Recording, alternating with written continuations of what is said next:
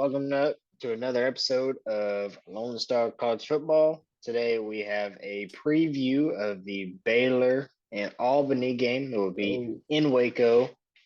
So it's going to be a home game for the Bears to open up the season. Logan, I'm going to let you take this. I'm going to let you start it off since you're here representing the Bears tonight. Oh, yes, sir. All right, so let's go ahead and jump straight into it. I've listed a couple of reasons why Albany might make it a little bit more of a game than what we might think. But I'll go ahead and jump into it. Yeah, I know. That's how I feel. I just want to give them a little chance. Nah. They have a grad transfer from Boston College, and from what I found, he hasn't really played much, and it was only in 4 games. Dude is 6'5", 219 pounds. Now I don't know if that's the quarterback. Yeah. He's a grad transfer from Boston College, and his name is Matt Valise, I believe is how you pronounce that. But he only played in 4 games there and combined for a grand total of 27 yards on 7 attempts.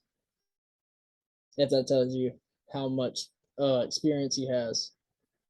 I don't know if that is their starter, but I'm guessing since he is a grad transfer and the rest of them are underclassmen, it might be a good person just for them to throw out there, see how he plays. But with 42.9% passing completions, it's not going to look good for him. I mean, those are coming from games where he played against, at the time, number 17, I believe Cincinnati, number 16 Notre Dame, and number 6 Clemson at that time, whenever they played. And then the last game was against Richmond, where I don't think he completed a pass. But, I mean, it's not going to be hard to replace their starter from last year. He did transfer to Akron, which we just learned. He only had a 54% completion rating, and that's with only 8 touchdowns and 7 picks. But the dude got hit and knocked to the ground 21 sacks, 21 times. If their offensive line didn't get any better, which I doubt happened, our defensive line is going to eat and eat and eat. But, that does not seem very promising for the Albany Great Danes. I learned that they are the Great Danes. I did not know that. I don't know if I would imagine that grad transfer will start, but they also have a quarterback in Joey Carino. Yeah, he's only a sophomore, but he threw 67 passes, 59% completion, 3 touchdowns, no picks. Nothing to suggest that even if he's the starter, that they're not going to throw any fits or nothing. Yeah. He only averaged 7.8 yards per completion. I would say that with teams like Albany, it don't matter. Yeah, I mean it don't matter. You could put whoever you believe the greatest college quarterback of all time, you could probably put on Albany. They're still not winning that game.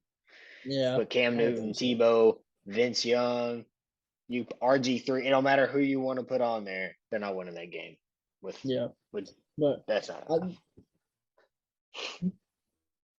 I just wanted to touch base a little bit on a receiver that they had that as a freshman had 545 yards. Now, granted, that was their leading receiver as well. Dude's 5'11", 191. He's not a big dude. He weighs like 6 more pounds than I do. No, about 6 more pounds than I do. He was the same height. About 4 or 5 pounds less than me. But yeah, he had 545 yards with only 3 touchdowns as a freshman. I think that I'm not going to pay attention to Albany after this, but I think that he could have a pretty good year as long as they can get him the ball, just judging off of those numbers there. Now, judging by their sack totals, it's not going to be good. Like, their quarterback had the second most rushing attempts last year, and that was only with 49. But I would imagine that was all escaping pressure after taking those other 21 sacks. Well, hold on. That's that was their backup quarterback that had 49. So check this out. Their backup quarterback threw the attempted 67 passes, and only completed 40, but ran the ball 49 times. So he ran the ball 9 more times than he actually completed a pass. And even then, he was averaging 2 yards a carry, 1 touchdown, a long of 13. Like that's not getting you anywhere. And when you look at, they're in the CAA. That's their conference. You ever heard of that? Me neither. They play bad teams. Albany. Like, I wouldn't even be able to tell you who these are without clicking on it. Without clicking on pretty much every single one. Never mind. I was gonna say I want to see if I can get a guess. There's Villanova. I know Villanova. I didn't even know they had a football team. Is that Towson? Have they played Towson? Because who plays Towson? West Virginia plays them. I think so. They played TCU's matchup. That Beckham, whatever. But that's Miami's matchup. Oh, I know what you're talking about. Yeah, they're bad. And looking at their running game, I'll touch on that just for a second. Their running back had almost 1,000 yards. That's not bad. That's a pretty good season. Even averaging 4 yards a carry isn't terrible, but the longest rush was 29 yards. I'm no D1 athlete, but I almost wonder if I could get a 29-yard rush. In the FCS. Maybe not. He's probably twice as fast as I am. Yeah, in the FCS, maybe. Hey, one time in high school, I caught a bubble screen for like 6 yards. So the ball in my hands, coach. Hey, to be fair, the outside receiver, because I ran the bubble from the slot, did not block, and I got hit, and it was not fun. But caught the ball. That's what matters, right? Yeah, I don't see their running game being anything to give Baylor any fits. Their offensive line clearly isn't good enough to protect the quarterback, let alone open up some holes in a terrible conference. So they're definitely, I would be willing to bet in a game like this, and maybe we'll do a video like bold prediction videos, or we could just throw that in the back of your head. Think about some bold predictions. We'll just throw that at the end of this video. So I'm gonna wait. I'm gonna wait on what I'm saying. Next time you talk, I'm gonna think. Next time I talk, you think. And let's see at the end of this video if we can get a bold prediction. Just pick like a 1 on offense, 1 on defense. That'd be kind of fun. We'll do that throughout the season. No, for Baylor. So, for example, this won't be. So like a stat. For example, you could say Baylor on offense will score 70. That's pretty bold. Gotcha, like that's a lot of freaking points. Gotcha. So you got to make it something, and then we'll rate it 1 through 10 to be like, if you said Baylor will score 77 points, I'm like, hey, that's a lot of points. I'd say that's pretty bold. But we'll do that at the end. But I was trying to look at some of their defense, and ESPN does not have very many defensive stats. And come to find out, I scrolled all the way to the bottom, and it said that was only against FBS teams. Like, there was dudes that their leading tackler had like 7 tackles. Wow. Yeah, I was like, that can't be right. But I did listen to a interview with their head coach with Locked On Baylor. All my Baylor fans, go check them out if you don't already know who they are. I'm sure you do, because there's not a whole lot of platforms covering Baylor for some reason. It's like we're a small private school. But anyways, yeah, Locked On Baylor is a good listen. They post daily, so go check them out. And he was just talking about how their team just has fun. Like, if you're around them, you're gonna have fun. You're not gonna be like, you'll be locked in, but you're not gonna be like, okay, I have to do this. Like, you're gonna have fun. So that'll be one thing that I think will be cool. Now I'm gonna get into some reasons why I think Baylor is going to kill them. Defense. Our defensive line is gonna be there every single snap. Every snap. Especially with how many sacks they gave up last year, it's not gonna look good for that quarterback. And even if they don't and they decide to run the ball, our linebackers are gonna be there. They're not gonna have tackles if they're trying. or they're not going to have guards if they try to pull that are going to be quick enough to get there before Dylan Doyle does. It's, I don't see it. I don't see it working out for them at all. I don't think they'll have any kind of game plan that will work against us. But one thing I want to key on is that I'm going to be watching our defensive backs very closely to see who's going to step up and fill the shoes of Jalen Petrie. Yeah. I mean, we got to be able to find somebody before conference matchups start. I mean, really, you need to find somebody before week 2 with BYU. Yeah. That's not a sleeping game. That's not no Texas Bama, but it's not a gimmick. Yeah. I think it'll be interesting to see what defensive backs step in. We talked today at work that y'all actually have a true freshman starting at safety. That's concerning for me. Well, it's concerning for you against Texas, but we also talked about, if he's not good, he'll get yanked way before then. If he is good, then it's not even a problem. But whenever you are in a conference, I don't even know as if I'd say the Big 12 is, you'll face good receivers against Texas. You'll face good against Oklahoma. TCU even has Quentin Johnson. He's really nice. Good. Other than that, I mean, Oklahoma State usually has a pretty solid receiver. I don't know who it would be, but I think K-State has a pretty good one this year too. Yeah, there'll probably be 2 or 3 teams where you're really going to need your defensive backfield to step it up, especially if your offensive or your defensive line isn't able to get that pressure. Yeah. I think y'all's D line is going to be pretty stout. Your front 7 should be fine. But if they give a quarterback 3 or 4 seconds, 3 or 4 seconds enough for if you let Xavier Worthy get the double move off, might be in some issue territory right there, but that's an issue for you, not for me. That's what I'm hoping for. Yeah, I mean, I think for sure that Devin Lemire will play pretty good. I've heard nothing but good things about him. I need to sit down and watch some highlights actually from high school. I know that they won't necessarily transfer over, but I think it'll be good just to see how he plays and what his play style is, just to make me feel better. But with that, I'm going to lead on to the offense. Man, Blake Shapen's going to dot them up. He might not have the experience, like, as far as snaps under his belt, but he's going to dot them up like crazy. What are you laughing at over there, Christian? You got something to say? Blake Shapen's odds here? No, I'm looking at Albany's defense, and it's laughable.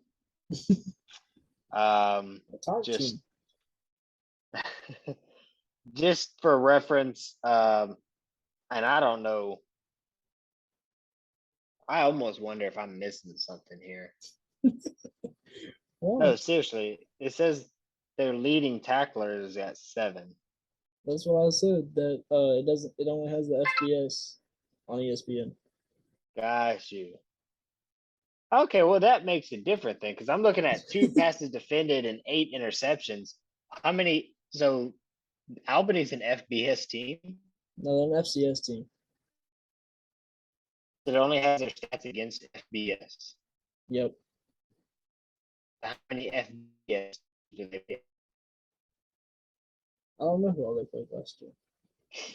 Well, because my question is, if they're in a conference of what looks to be 1, 2, 3, 4, 5, 6, 7, 8, 9, 10, 11, 12. They're in a conference of 13. How many games do they play?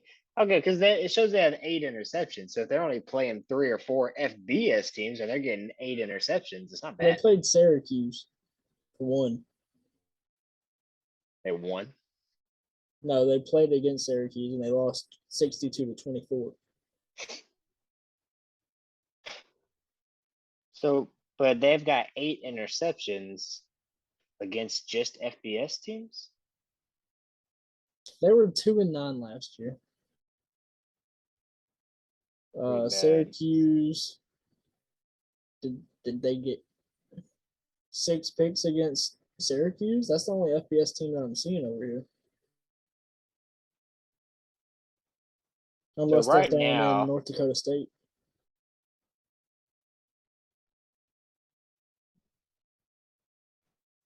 I only see 11 games on their schedule for this season, and the only one that I think is FBS is Baylor. Yeah, they only had Syracuse last year. So If they then it's got got to be 8 picks given. against Syracuse, it has to be There's some. no. Like North Dakota State Uh, has to have some in there. yeah, there's no way that. I'm gonna look up Albany 2021 football schedule because While he's there's looking at no that, way that they only played. There's no way that they got 8 interceptions and lost by 40. much. But I'm gonna go ahead and move on while he's looking at that. I think this is a great game for our young skill players to step up. I mean, Armani Winfield behind sophomore Hal Presley. I think he should be able to get a lot of snaps. I think both of them will. I'm looking at Presley to have a breakout season after sitting behind Taekwon and RJ Sneed last year, though. I think this is a great time for either Armani to step up and take that spot at the outside receiver and start, or it's time for Presley to step in and fill the shoes of Taekwon. Now Armani's got a really balanced game. He's not going to come out there and be like a deep like speed threat like Taekwon was. But if it's a 50-50 ball, he's going to go up and get it. Yeah. We got a lot of young receivers. I mean, from the looks of it, all of them that are starting with Seth Jones, Hal Presley, and Monterey Baldwin, they're all sophomores. They're all underclassmen. But I think they'll have a great opportunity to show themselves and prove to them, like prove to the coaches that they belong here. Not that they belong here, but they need to have that starting role. But another thing we need is Galvin Holmes. Although he's not starting this game, we need him to step up and be a leader in that receivers room for sure, as he is the only senior, I believe, is what I saw in that receiving core. Just real quick while I've got this put up. So on their Yeah. defense, the whole season they only had 9. They had 9 interceptions. Oh, they must have just thrown those in, I guess, for some reason. Yeah, I don't know. I don't know what was going on. It looks like their leading tackler ended up with 53 tackles. So I would that's pretty bad. Which puts me in a position where it's like I don't even know if you could use this game as a way to say who steps up on y'all's team because they seem pretty bad. Well, okay, even in that case, it'll still be a good warm up game before BYU next week. It'll be Yeah, completely different though. Whenever we I go will pro say on. it seems like on this it said that they averaged 18 points per game Yeah, I on saw that. offense. So It's like uh, 18.7 or something. yeah, something like that. So I think Baylor I would averaged say like I would 28. I think y'all keep them under that 18. I think that's pretty I fair. think Although so too. Syracuse could, so you never know. True. But even with Uh our second and third strings, especially on defense, we'll be fine. Dude, even with Jackson Player at the second string, yeah. it's not going to be good. One more thing for Baylor, Ben Sims is going to be way too good for any of their linebackers to cover. That's just tight Even end. yeah, even a corner like coming down in the nickel is it's not going to be good. Ben Sims is way too good. He Yeah. was a great blocker for one, and even in my opinion, he was a great receiving tight end. Dude, I don't remember the exact number that he has touchdowns last year, but it was pretty good, especially for a Baylor tight end. But I know that he had a lot of big catches and wrap yards after the catch and a lot of big games for us last year. Yeah. To be honest with you, I don't know as if I have anything else to say about this. I think it's pretty straight up and down. Have you all right, I've got a couple bold predictions here that I will get into. One on offense, one on defense. I kind of just thought of this off the top of my dome. We're gonna do an offensive bold prediction, a defensive bold prediction. And then I also want to do a score prediction. I think that'd be fun. Like over under or like this? No, just like this is the score. This is Wow. my prediction of the score. And we can keep up with how if one of us so happens to get it. That way, if we do tie, I doubt we will, but on our Lone Star locks, if we tie, we'll have a tiebreaker. So I'm gonna give you my offensive and defensive ones, and that'll give you some time to maybe think about one for you. So my offensive, and if we don't think they're bold enough, then you can challenge me, and maybe I'll move on it. Offensive prediction is going to be in the yards in the game. I think Baylor is going to cross the threshold of 700 yards. I think y'all can get 700 yards against Albany. I don't know what we averaged last year. I'm about to go back and look real quick, though. Oh, you probably didn't average anywhere near that, but you didn't play. Did you play Albany? Like it looks like y'all are just gonna be able to chunk that ball deep almost every play. That's what I'm saying. Blake Shapen's average. Here's where I'll get into. I really think y'all could do that. I think you probably won't, which it's a bold prediction. To be honest, you're really not supposed to.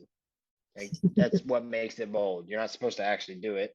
The reason why you probably won't do it is because of your average field position. You're probably going to get the ball on the 50 going in more often than you'll get it on your own 10 going. Yeah. Right. So you probably won't. But I think if you started at the 1 yard line every drive, you'd probably score on more drives than you didn't. My yards per game was 422 last year. Okay, yeah, y'all can get that, dude. You just need another 280 yards against a crappy Albany team. Y'all got it. I'm gonna call David Rand up, tell him to keep your starters in the whole game, and y'all got it. Good idea. My defensive bold prediction is going to be your sacks plus turnovers. That number will be 10 or greater. So whether that's 7 sacks and 3 turnovers, I don't know, but it will be 10 or greater. There will be double digits if you add those two numbers up. My prediction on that would probably be like 8 sacks and 2 turnovers. It's probably what I'd say. And then I'm gonna let you do do you have any thought of any ideas? I have one for defense that I'm really, I think it'll be tough to get if we do. Go ahead. I was gonna say turnovers, just straight turnovers, 6 or more. 6? Yeah, I like that. That's bold. I think we could. I think that we could, to be honest, though. But I don't know. Offense, I want to say like passing touchdowns. I also want to put that one at 6. Passing touchdowns at 6. I want to bump that one up. I think. Oh. I'll just go up one. I think 7. 7. I think we'll be able to just drop bombs. Yeah, but you got to imagine 7. That puts you at 49 points. You don't reckon that your receiver, your running backs will get any? Oh man, you ain't got to my score prediction yet. Oh gosh, golly. Okay, well, hey, if you've already got your score prediction, let's hear it. I don't know what I think Albany's gonna score. Actually, yeah, I do. Man, I'm thinking like